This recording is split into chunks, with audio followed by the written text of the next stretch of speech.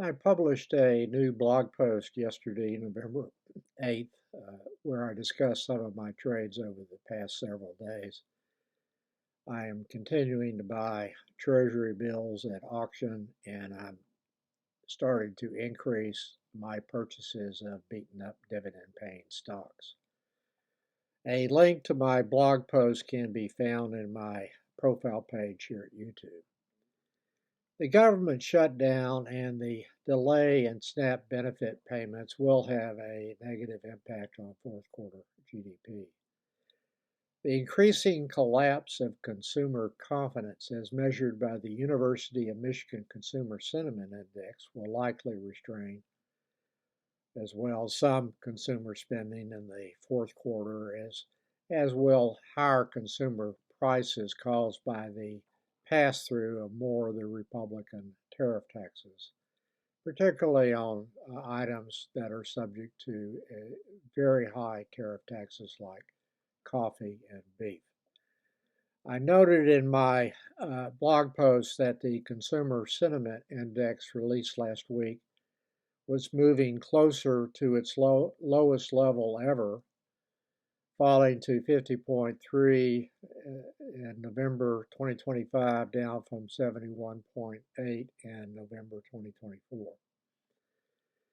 The U.S. government is not providing economic data other than a CPI report due to the shutdown, and that was one CPI report that they had to prepare.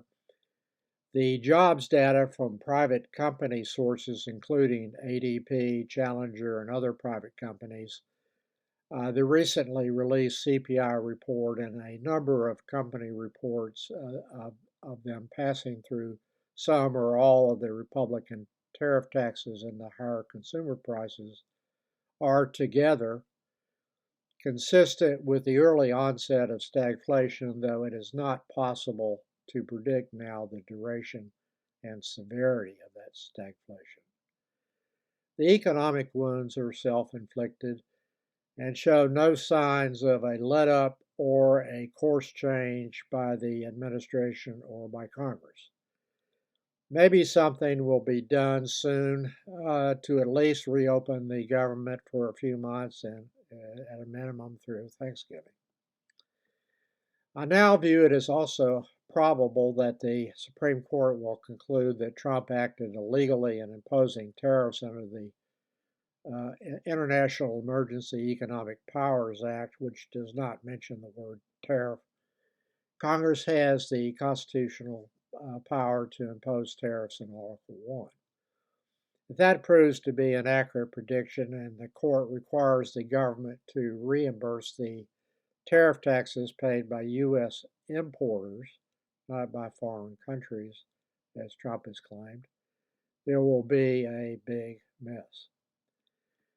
Based on what I have read, and for the reasons discussed more fully in my blog post, I do believe that the Democrats have formed an opinion justified by overwhelming evidence that the House and Senate Republicans will not extend the Obamacare premium support payments when they expire on December 31st, 2025. This will result in middle-class families already under financial stress to pay significantly higher premiums starting next year, which will restrain their discretionary spending on other items to support U.S. GDP growth. The Kaiser Foundation estimated that the Obamacare premium payments would more than double next year on average. Will the Democrats cave on the continuing resolution matter, knowing that the premium support payments would most likely end this year? If they do so, it's hard to say.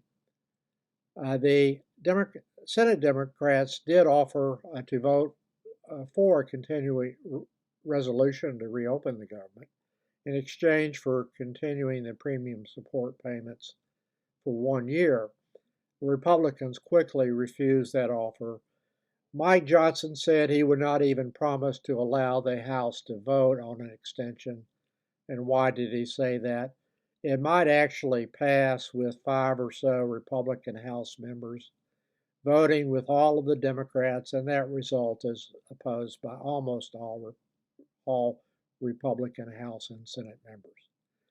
Trump sent a message out yesterday demanding that the Republicans terminate Obamacare, which doesn't help the negotiations at all, of course, and demanded that the federal government money used to support health insurance under Obamacare be sent to the people so that they can buy health insurance, which Trump claimed would be better and cheaper. He's talking about buying private health insurance on their own initiatives. As is normally the case, Trump did not think through what the consequences would be with that proposal, including how it would impact those with pre-existing conditions, whether a large number of recipients would not use the money to even buy health insurance.